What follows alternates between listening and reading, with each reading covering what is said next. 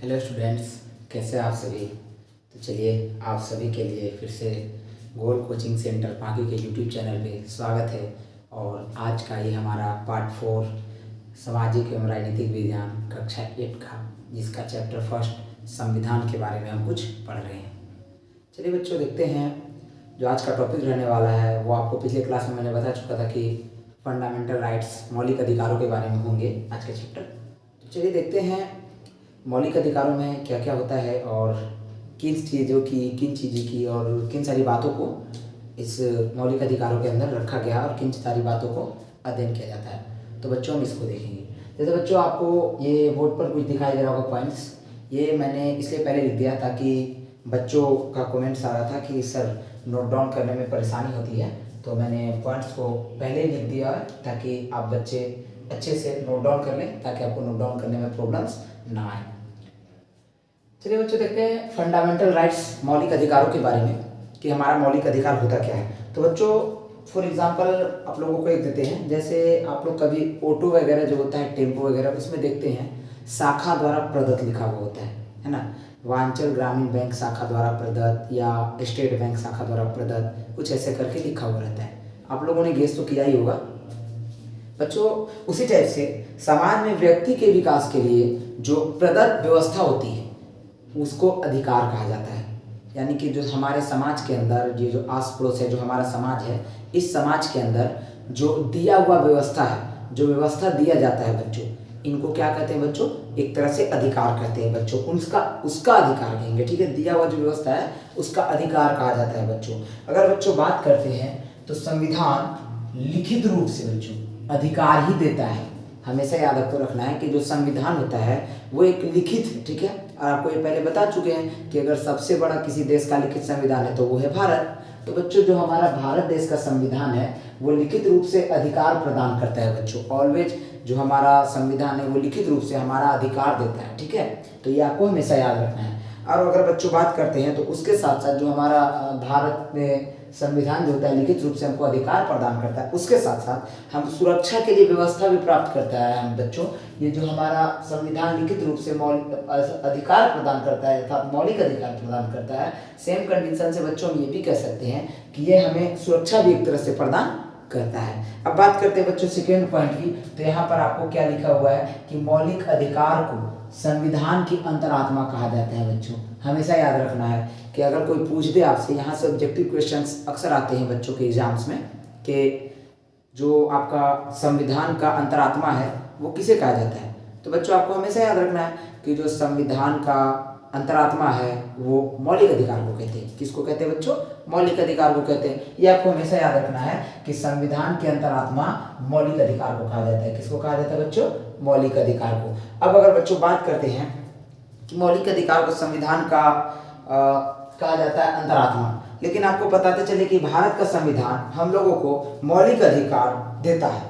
यानी कि कुछ लोगों को, यानी कि अर्थात हम लोगों को भी कह सकते हैं और कुछ लोगों को भी कह सकते हैं। तो जो भारत का संविधान होता है बच्चों वो कुछ लोगों को मौलिक अधिकार देता है। अब उसके बाद आता है बच्चों मौलिक अधिकार व्यक्ति के विकास में सहायक होते हैं। बच्चों जो मौलिक अधिकार होता है, जो हमारा अधिकार प्राप्त होता है, उससे क्या होते हैं? हमें विकास में सहायता मिलती है बच्चों। हमारी जो विकास होती है उसमें हमें काफ़ी सहायता प्रदान होता है। और बच्चों अगर देखा जाए तो स्टार्टिंग में अर्थात प्रारंभ में, शुरू समय में संविधान में 7 मौलिक अधिकार थे बच्चों, लेकिन बताता है कि अभी वर्तमान में 6 मौलिक अधिकार हैं। एक मौलिक अधिकार को हटा दिया गया था और वो जो मौलिक अधिकार है वो संपत्ति का मौलिक अधिकार है बच्चों, जिसको लगभग 1978 की ईस्वी में 44वें संविधान संशोधन के अंतर्गत संपत्ति के अधिकार को हटा दिया गया था। उसके बाद जो बाकी 6 अधिकार है बच्चों वो आपको यहाँ पर दिखाई दे रहे होंगे, मैंने लिख दिया है ताकि आप उसको अच्छे से नोट डाउन कर सकें और अच्छे से आप देख सकें।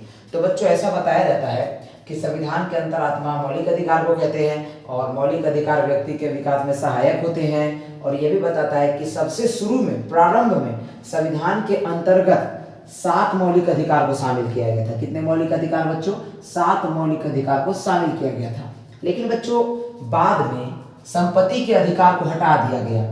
यानी कि एक अधिकार है संपत्ति का अधिकार, जिसको मिलाकर 7 मौलिक अधिकार हुए थे, जिसको सबसे शुरू में जब संविधान बना था तो उसमें प्रारंभ में 7 मौलिक अधिकार थे। लेकिन बाद में एक मौलिक अधिकार को हटाया गया, और जिस मौलिक अधिकार को हटाया गया बच्चों वो है संपत्ति का अधिकार। इसको हटाने के बाद हमारे संविधान के अंतर्गत वर्तमान में बच्चों 6 मौलिक अधिकार हैं। अब इन 6 मौलिक अधिकार में कौन कौन है चलिए उसके बारे में जानते हैं। तो बच्चों देखिए, सबसे पहला है समानता का अधिकार, दूसरा है स्वतंत्रता का अधिकार, तीसरा है शोषण के विरुद्ध अधिकार, और बच्चों चौथा है धार्मिक स्वतंत्रता का अधिकार, और बच्चों पांचवा है सांस्कृतिक और शैक्षणिक अधिकार, और छठा है संवैधानिक उपचार का अधिकार। तो बच्चों इन सभी के बारे में अगर बात की जाए तो इन सभी के बारे में हम पढ़ेंगे। आपको यहाँ पर दिख रहा होगा 1 2 3 4 5 6।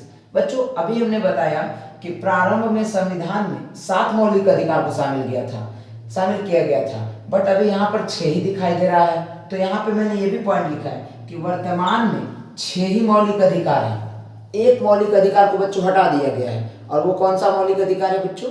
तो वो है संपत्ति का अधिकार, जो कि मैंने यहाँ पे लिखा भी नहीं है ताकि आप कंफ्यूज ना हो। हमेशा याद रखिएगा, वो मैंने पॉइंट के अंदर लिख दिया है कि बाद में जो संपत्ति का अधिकार था उस अधिकार को हटा दिया गया।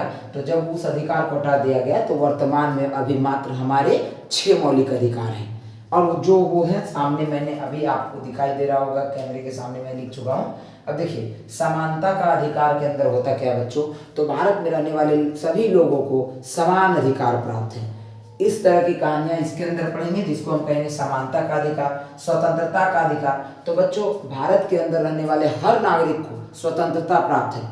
वो किसी भी धर्म को मान सकता है, किसी भी धर्म का प्रचार प्रसार करता है, उसके ऊपर कोई भी रोक टोक नहीं हो सकता है। नेक्स्ट पॉइंट है बच्चों शोषण के विरुद्ध अधिकार। अगर मान लेते हैं बच्चों कि किसी का शोषण हो रहा है तो उसके खिलाफ भी अधिकार दिया गया कि आप उसका भी आवाज उठा सकते हैं, उसके लिए भी शोषण के खिलाफ उठाने वाली आवाजों का अधिकार। अगला चलते हैं बच्चों, चौथा धार्मिक स्वतंत्रता का अधिकार। धार्मिक स्वतंत्रता में बच्चों ये कि आप किसी भी धर्म को अपना सकते हैं, मान सकते हैं, है ना।